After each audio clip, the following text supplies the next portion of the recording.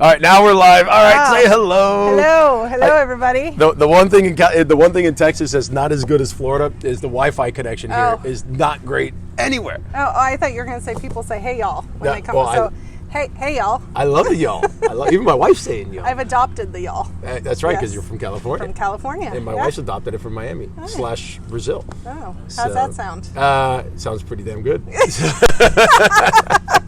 All right, let's get this party started. All right. Hello, everybody. My name's Alex Vidal. I am Regional Vice President for Coldwell Banker here in Dallas-Fort Worth, or Fort Worth, Dallas, if I'm filming this from Fort Worth, because they do have a rivalry going. They do, yeah. And you are watching the 117th episode of The Closer Club. And today, we're sitting with Courtney Benson, and we are going to talk about the struggles to get into real estate, not knowing anybody.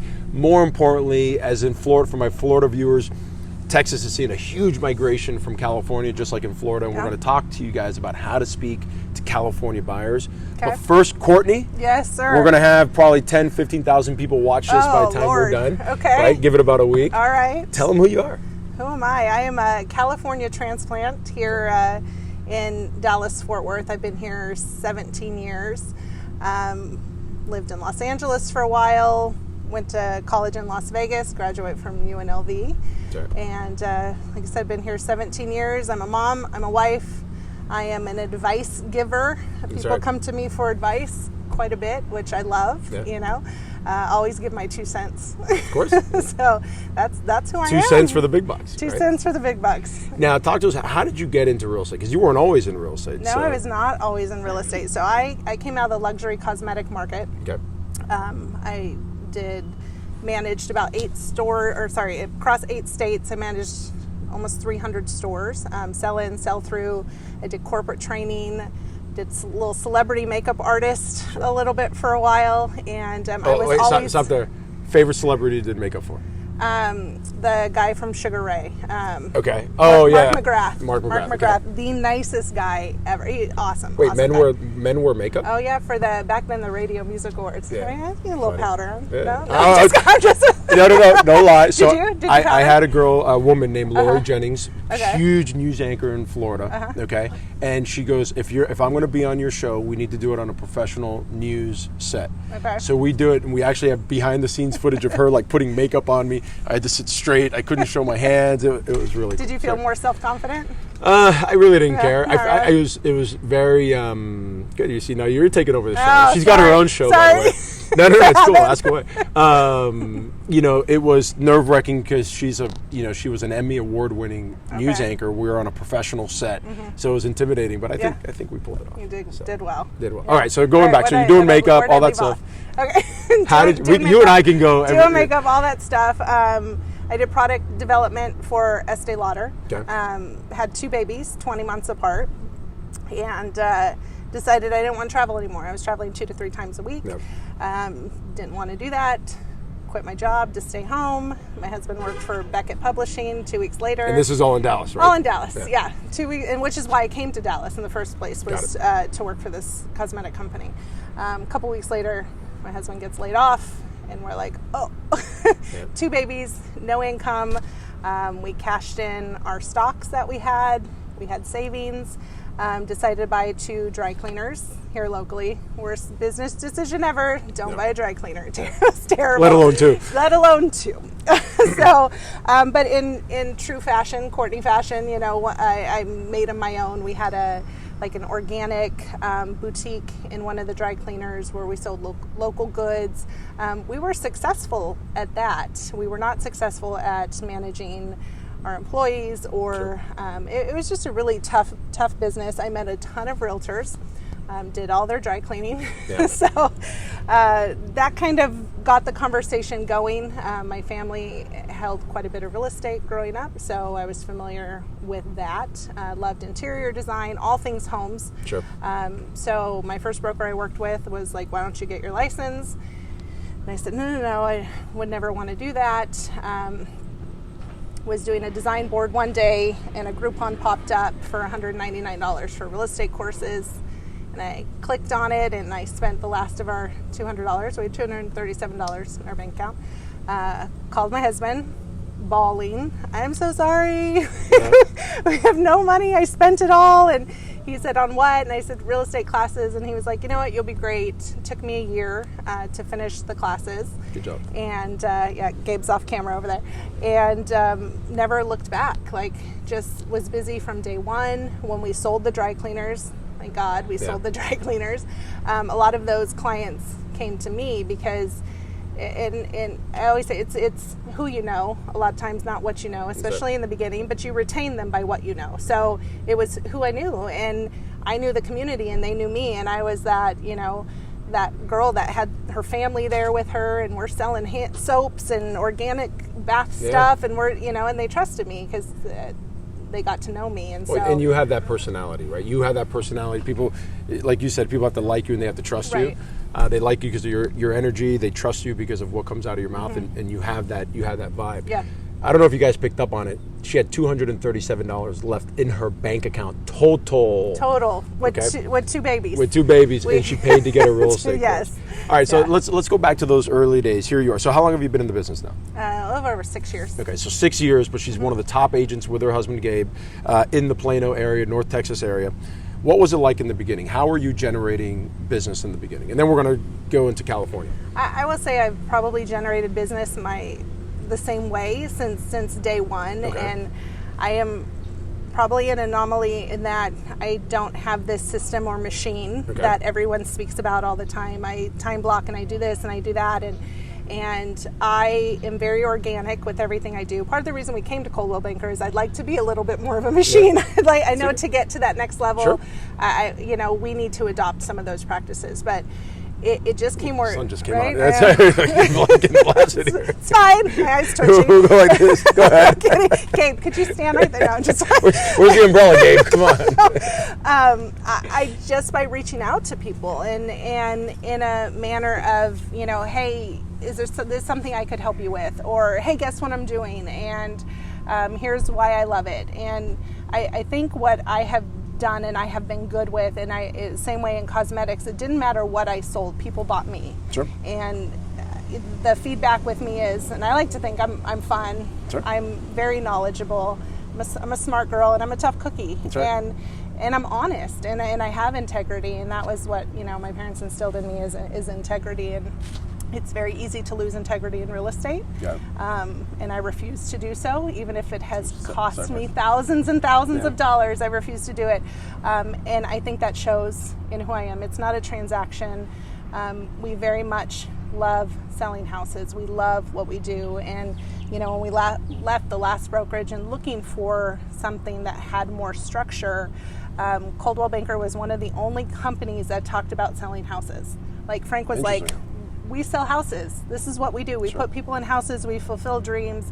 You know, it wasn't about some other thing about bringing other people in or doing this or doing that. It was actually real estate related. It was real estate. And I was like, that was the conversation we had missed with talking to other people, is we missed that chunk about real estate, because this is what we love. And I don't want to go do something just for financial gain if I don't love it. Like, I'm too old for that mess. Yep. I did that for a long time. Like, I want to be happy. I want to do what I love, and I want to make other people happy. So, so back to your question. No, I think it's all sphere of influence. So it is sphere of influence, and to be honest, I didn't have a big sphere.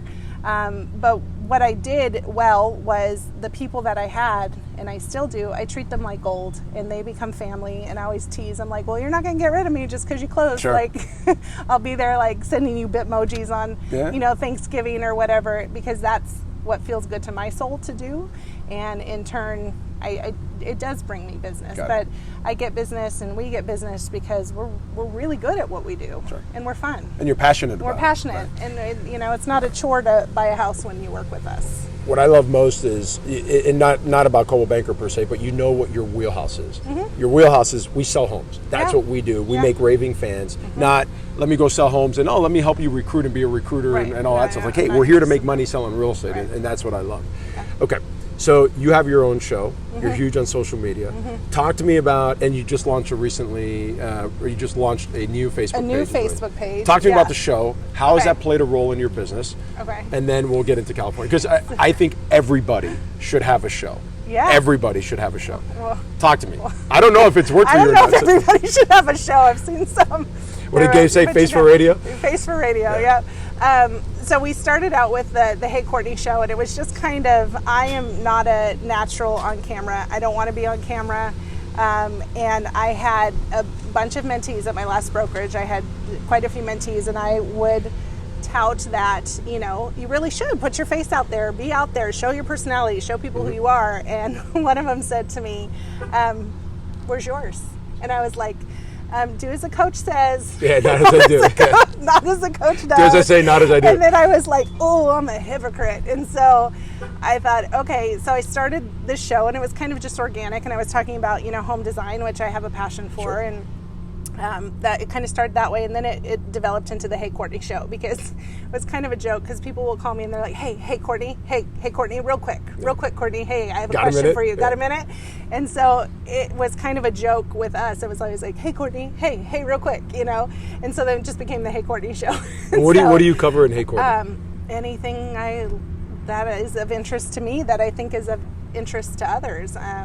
You know, then I had a spin-off too, which I need to get back to, but the kids finally went back to school yesterday, called Cool People You Should Know. And it's literally just interviewing people that I think are cool, that I think my cool people should know these cool people, and just kind of connecting those dots together. Sure. But I cover anything from, you know, we've talked about interest rates to which hardwood floors you should get, what color you should paint your house. We had a segment we did about our RV that we bought, and just life, you know. I mean, when you work with us, we are all encompassing. We're all up in your life, like, you know. Yeah, but you know, and it broadens your knowledge about topics. But again, going back, you're focusing on what you do best and what you love most. You're not deviating from that. You're just using the different tools to employ or be able to do more of what you guys love. And I love being a part of people's lives. I love going to the baby showers, and I love having people come over and watch movies or have dinner with us, and that's what fulfills us. And love that. But I love negotiating. I love negotiating. And most people don't Trust me, I know. We know. Most people don't love negotiating, and I just I love it. I got it from my dad. I love it. It's fun because when you're good at it, you want Yes. to. I don't know about you, but I think we're the same. We want to see how far we can go. Like my wife just bought a car, and she did all the car shop. She did all the negotiation herself, and I was kind of bummed, but I was just too busy with the new role because I love car shopping. Yeah. I just love the. I'm a car girl, so I love car shopping. We did that when we went and bought the RV, and we had a budget, and we got there, and it was over the budget, and 3.5 hours later, we were under budget with multiple add-ons. And finally, the guy stood up and he goes, I quit. Enough. Like, I'm done. And Gabe's like, he's done. And I was like, all right, we're good. All right, we're good now. And it was like, I love it.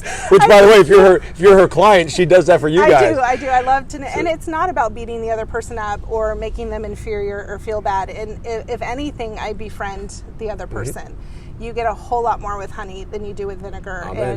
And treating the other person with respect and knowledge. And I think because I was a mentor for so long, and I do experience so many new agents, because people get into it thinking they're going to make a quick buck. Yeah, never. The 4 reasons. I love looking at homes. I love working with people. I'm going to make a lot of money, and I'm going to make my own schedule. Yeah. The houses are ugly. The people aren't always nice. Forget making your own schedule. And to make a lot of money, you got to work really hard. Work really hard for hours and hours. So, if I have another agent on the other side who doesn't understand something, I'm always like, instead of, I had a recent incident. The agent, she was buying the house, and it's a current listing that we have, and the agent's buying the house for herself, and she didn't understand the repair amendment, and she sent 2 contradictory comments, and she didn't fill it out correctly, and had we signed it, there comes the sun again. I'm gonna start crying in a minute because my eyes are gonna water. My face is hot. It would have been detrimental to her, and I think you treat people fairly. Sure. And so we had a discussion about it, and with the seller as well, and we're all on the same board. You do the right thing all the time. You do the right thing. It's karma. It is unwavering. You do the right thing. Yeah. It's karma. And so, yeah. Talk to me about California, because I'm not sure how much longer my eyes are going to be able to handle the sun. It's funny. She thinks it's humid. I'm from Miami. I'm like, man, this is dry. Her eyes aren't squinting, and I'm the one saying like, oh man, I can't see. This is the beauty of going live, by the way. California. So 4 years in a row, I got D Magazine Best of, which I'm really proud of, because that's, I think, speaks to who I am and who we are as a team. And all of a sudden, I got all these people from California saying, "Oh, I Googled best realtors in Dallas, and you're in the top 10." I was like, "Thank you, God, whoever put that." Thank you, D Magazine. Thank you, D Magazine. And yeah, I'm not sure who'd pay for that SEO, but appreciate it. And you're from California. I'm from California. Maybe we get each other because people are always looking for that commonality. Sure. And that's a commonality that I have with a lot of people. And so helping them, what I have experienced a lot is people don't understand Texas coming from California. They think everyone says y'all and wears chaps and we're cowboys. I'm like, that's not, it's Fort Worth. Like, Kelly, And, I didn't say it. So people have that perception of the Dallas-Fort Worth area. I had it, by the way. And you had it. I had it. Yeah. As a relocate, so and here we are, and I was presented with a few different options, and it was Orlando, DFW, LA, and Boston.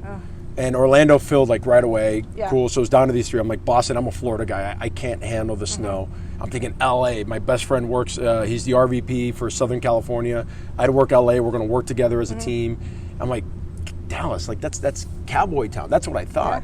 And then I started researching it, and I realized, oh my God, it's the fourth largest metropolitan area in the country. It's very oh my God, it's awesome. Here. Yeah. It is. And I love being able to share my Texas with people because it's my Texas That's now. right. I'm a Texas girl now. Yeah. And so, and it's amazing. By the time we found them their house and they've moved in, they're like, this is great. Like, I had all these preconceived notions. And sometimes you'll get that from Texas people towards California people too. Like, we're out there picking nuts and berries, and nobody was. I get it now. My friends and my right. family are like, do you really like Alex? You look really good. Look really happy on social media. Do you really like Dallas? I'm like, I love it here. Yeah. If you ever have a client from LA or California looking to move here, I'll speak to them. Okay. Yeah. What are they looking for? So if you have a client, if a realtor is watching this and they have a client from California, what are you guys seeing across the board as to what are they more than likely going to look to? I feel like they're looking for a sense of calm and peace. I think the initial draw is money. I can get a lot of bang for my buck. Some people have been surprised it's not as much bang for the buck as they think, and right. But I think the overwhelming comment time and again is, I want my family back. I don't want to be on the road for 4 hours a day trying to get to and from my job. I don't, want my kids driving down the street seeing, crazy billboards at their age, or, that kind. They want their family unit back, and I think COVID's brought that out a lot. Bigger houses, family unit, that's right. more space, but at home, and they want a sense of community and a sense of family that they don't feel where they are is giving them. Got it. And that's been across the board. And I would tell you, being somebody who relocated during the pandemic with my wife, with my boys, children, my boys actually told my wife the other day, like, we love it here. We love the school. The school's so much better. And we were in the suburbs. We weren't even like in the main area. We were in the suburbs already. We love the school. We love the sports. We love our friends. We love Texas. We miss the ocean, but we love Dallas. That made your heart feel good, though, right? Oh my God! Because the whole time you're probably thinking, "Oh, please, Texas." They adjusted overnight. Like it was took my wife and I a lot longer. We're still adjusting. Yeah. All right. Last question, as I end every interview with. Oh, okay. And I didn't prep you for this. No, I haven't been prepping for these. It's been really fun. Like I should have done this sooner, actually. Now that I think about it, just gone on the free. Book, podcast, or TED Talk recommendation for the audience. More of a magazine girl. Okay, what magazine? For that? Sure, go for it. Every magazine. I am a magazine freak. One of my favorite books is Never Split the Difference with Chris Voss. Oh, I didn't. You know he was on the show, right? No. I interviewed him for the show.